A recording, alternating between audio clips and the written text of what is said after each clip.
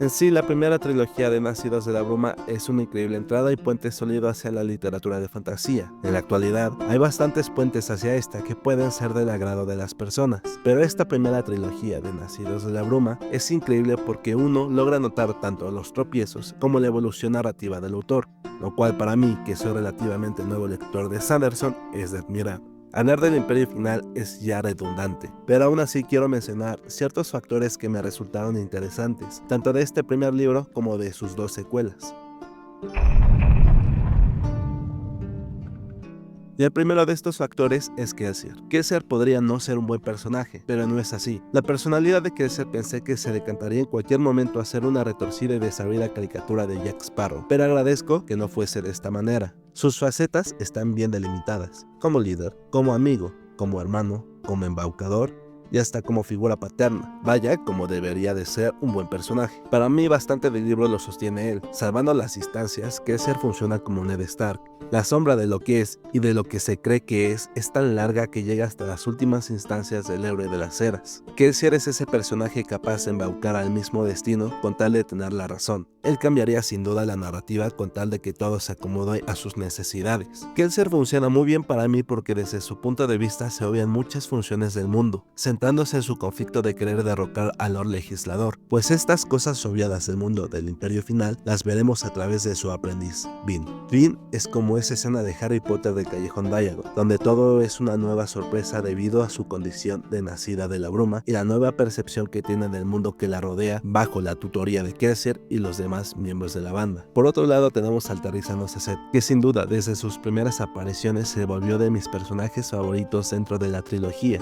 Sazed en muchas ocasiones sirve de forma muy buena como este ser que contrapone el cómo eran las cosas antes y cómo son durante el régimen del Lord Legislador, a través de las religiones que guarda y predica a los demás miembros de la banda. Con este primer libro tengo dos inconvenientes. El primero es que se diga que es un libro autoconclusivo. Para mí no creo que lo sea de ninguna forma, ya que muchos de los secretos e interrogantes que plantea el primer libro no se resuelven hasta la tercera parte, y no se tratan de cosas sutiles, sino de cosas importantes y resaltantes desde los primeros momentos de la historia. Y el segundo inconveniente es su final. No es malo, para nada, pero sí se siente apresurado, como si tuviera la urgencia de concluir, aun cuando bien podría tener unas 20 páginas más para asentar el final. Por el lado del Pozo de la Ascensión, es el que tiene el planteamiento más interesante, pero que no logra explotarlo como uno desearía. El planteamiento de hemos derrocado al tirano y ahora qué se supone que hagamos, se presentaba para tener mucho más juego del que tiene, además de que es el libro que presenta las piezas de la trama con mayor brevedad, pero que tarda mucho en acomodarlas para que todo haga clic. Por suerte, ese clic es maravilloso.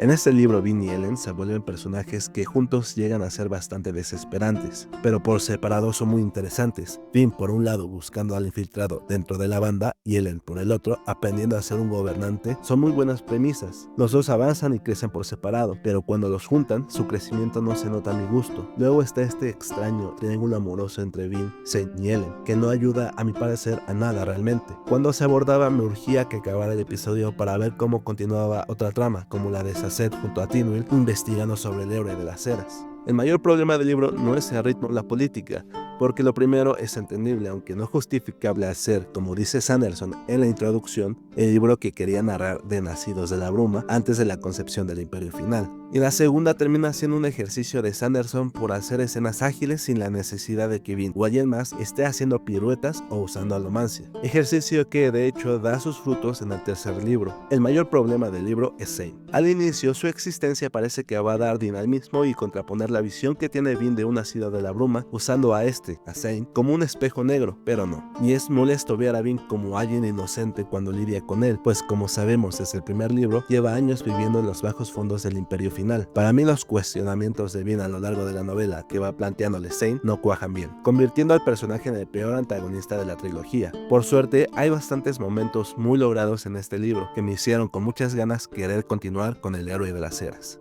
Si el imperio final es el arco inicial de un puente, con ornamentos y acabados interesantes, y el pozo es en sí el puente, algo austero pero que contiene de tramo en tramo mucho del encanto de los ornamentos del arco inicial del puente, el héroe de las eras es la maestría alcanzada por el autor dentro del proceso de creación de las novelas. Los episodios son rápidos y concisos, no duran en su mayoría más de 20 hojas, como en las novelas anteriores. Vamos de punta a punta del mundo con agilidad y, aun con la brevedad de los episodios, se sienten bastante interesantes e informativos en la mayoría de los casos. La historia de este tercer libro se sitúa en Ciudad Urteo y Ciudad Fadrix, dividiendo al elenco de los personajes principales en estas dos ciudades. La trama de Urteo tiene lo mejor del Imperio Final, y la trama de Fadrix es los frutos dados de los momentos de politiqueo del segundo libro. En El héroe de las eras, muchas de las interrogantes planteadas a lo largo de los anteriores libros se responden. Además que el final es uno de los mejores finales que he leído en una historia. En sí, la primera era de Nacidos de la Bruma es un proyecto redondo, con personajes en su mayoría bien delimitados y un funcionamiento del mundo gozoso. Hasta las figuras antagónicas, quitando a Zane, tienen los matices necesarios para que no sean malos solo porque sí. En sí, si tienes ganas de adentrarte en la literatura de Sanderson o darle una prueba a alguien de literatura fantástica, Nacidos es la opción más adecuada, principalmente porque es extenso, pero no tanto como el archivo. Además, que se encuentra en un punto donde Sanderson tenía la inocencia y la focalización suficiente para entregar algo más íntegro que el Elantris.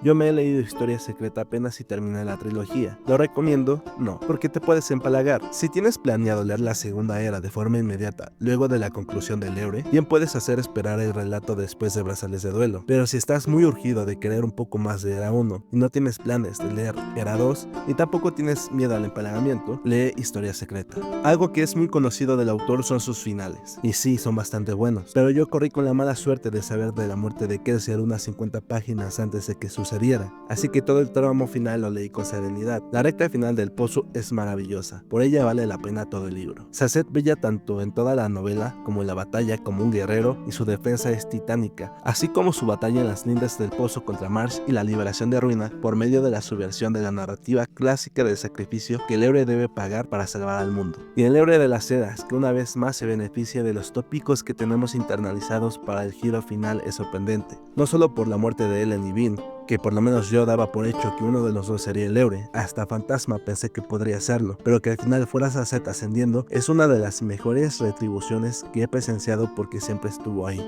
Ver cómo Saced tiene la epifanía de que él debe de ser el héroe de las eras es como ver la elegancia interna de un mecanismo de una máquina que nos maravilla. En fin, me ha gustado mucho la trilogía, será de esos libros que regalaré para que otras personas se emocionen con estos personajes de la misma forma que lo hice yo.